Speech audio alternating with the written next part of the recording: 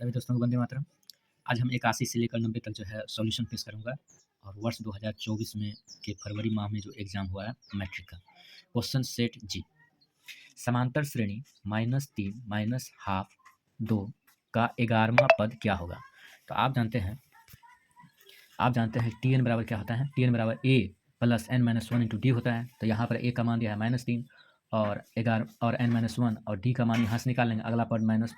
अगला पद माइनस पिछला पद माइनस हाफ और माइनस माइनस प्लस हो जाएगा 3।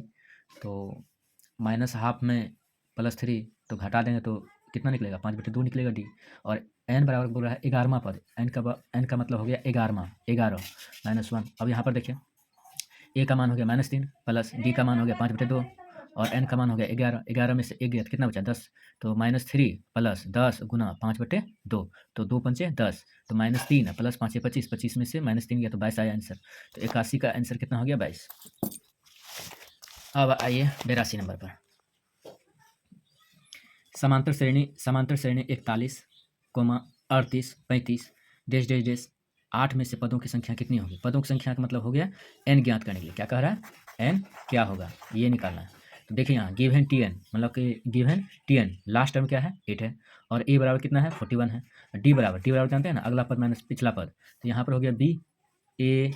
अब मान के चलिए a1 a2 a3 इस तरह से। तो यहाँ पर अगला टर्म माइनस पिछला टर्म 38 में से 41, अगला टर्म माइनस पिछला टर्म जानते हैं d बराबर। तो 38 में से 41 घटाइएगा तो कितना आएगा? -3। यानी कि 38 में से 41 घटाओगे तो आप -3 आ गया। तो यही आ गया आपका d। और जो है Tn बराबर सूत्र जानते हो, Tn बराबर क्या? a plus n-1 into D. तो Tn के जगह पर वैल्यू क्या लिख देंगे? 8, क्योंकि यहाँ दिया हुआ है। और a1 की जगह क्या लेंगे? 41 plus n-1 into minus D का मान कितना हो जाएगा? -3 निकाला हुआ। तो ये 41 को क्या करेंगे? 41 को लेफ्ट हैंड में ले जाएंगे तो माइनस में आ जाएगा। फिर जो है बराबर n-1 और माइनस n-1 इंटू -3। अब जो है -41 में 8 घटा देंगे तो कितना हो जाएगा? -33 और यहाँ पर से जो है e-3 को जो है नीचे ले गए तो -3 माइनस क्या हो गया? प्लस 3 के पहाड़े में 3 एकम 3 11 आ गया। और ये जो है -1 जब हम लेफ्ट हैंड में लेके जाएंगे तो +1 तो 11 प्लस a कितना हो गया? 12। तो n का मान हो गया 12।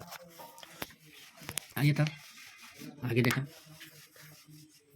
अब चलते हैं 83 नंबर। क्या कहता है 83 नंबर? समांतर श्रेणी 2, 4, 6, 8 और के 50 प्रथम 50 पदों का योगफल क्या होगा? दोस्तों यहाँ पर अगला टर्म माइनस पिछला टर्म, 4 में से 2 गया, कितना बचा? तो 2 बचा। 6 में से 4 गया तो कितना बचा? 2। तो यहाँ से डी बराबर जो है अपने आप निकल जाता है। अगला टर्म माइनस पिछला टर्म करोगे तो डी कॉमन डिफरेंस निकल जाएगा, कॉमन डिफरेंस जिसको डी कहते हैं। ठीक है, तो 2 हो गया। और ए बराबर कितना हो गया? ए बराबर 2 हो गया। और जो है 50 पदों का योग, तो 50 पदों टी बराबर कितना हो गया? टी एन बराबर कितना Tn या n बराबर कितना हो गया? 50। अब और जो है अंतिम पद नहीं दिया हुआ है तो कोई बात नहीं, अंतिम पद नहीं दिया है तो हमको क्या चाहिए? Sn बराबर आप जानते हो, Sn बराबर क्या होता है? Sn बराबर होता है Sn बराबर यानी कि number n the sum of n terms in AP। Sn बराबर होता है n/2 Sn equal to n/2 bracket of 2a plus n-1 into d, ये फॉर्मूला होता है। अब n का मान कितना है? 50। 50 में से 2 भाग देंगे तो 25 आ जाएगा। 2 यहाँ 2 a का वैल्यू कितना हो गया? 2।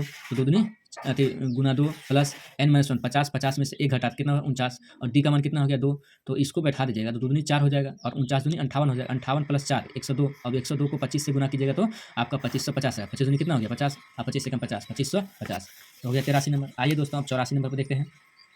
बिंदु 2√7 - 3 किस चतुर्थांश में? सबसे पहले आप क्या करोगे? इस तरह से बना दोगे। तो ये हो गया फर्स्ट क्वाड्रेंट, ये हो गया सेकंड क्वाड्रेंट, ये हो गया थर्ड क्वाड्रेंट, ये हो गया फोर्थ क्वाड्रेंट। फर्स्ट क्वाड्रेंट में प्लस प्लस, सेकंड क्वाड्रेंट में माइनस प्लस और थर्ड क्वाड्रेंट में माइनस माइनस और फोर्थ क्वाड्रेंट में प्लस माइनस। तो अब इससे मिला लीजिए, यहाँ पर क्या है? प्लस और यहाँ पर क्या है? माइनस। तो प्लस माइनस तो यहाँ पर कौन सा? Fourth quadrant. आइए दोस्तों अब जो है 85 नंबर में बिंदु 85 नंबर में क्या कर रहा है? बिंदु 2 मान चलिए ए बिंदु का कोऑर्डिनेट 2 cos थीटा 0 तथा बी बिंदु कोऑर्डिनेट 0, 0, 2 sin थीटा के बीच की दूरी। तो बीच की दूरी के लिए क्या जानते हैं? ए बी बराबर बीच की दूरी के विषय में बोल रहा है तो रूट अंडर ए बी बराबर या पी की बराबर क्या जानते हैं? रूट अंडर x1 - x2 का होल स्क्वायर और प्लस y1 - y2 का होल स्क्वायर। बस इस पर फॉर्मूला पर लागू कर दीजिए तो यहाँ से क्या निकलेगा? ये तो 0 घटाने इसको फायदा नहीं है तो यहाँ 4 cos स्क्वायर थीटा और यहाँ 0 - 2 sin थीटा का होल स्क्वायर। तो ई 0 का कोई वैल्यू नहीं है तो 2 दूनी 4 हो गया sin स्क्वायर थीटा। तो यहाँ पर भी 4 cos स्क्वायर थीटा, इसका वैल्यू कितना हो गया? 4 cos स्क्वायर थीटा और इसका वैल्यू कितना हो गया? 4 sin स्क्वायर थीटा। तो अब देखिए 4 कॉमन लेंगे तो cos square theta plus sin square theta आ जाएगा। ठीक है। तो चाहे और cos square theta plus sine square theta का वैल्यू कितना आ गया 1, और 4 जो है किसका स्क्वायर है, तो 2 का, तो 2 निकल जाएगा बाहर, तो 2 × 1 2 हो गया आंसर। तो इसका आंसर जो है 2, इसका आंसर कितना हो गया 85 का 2।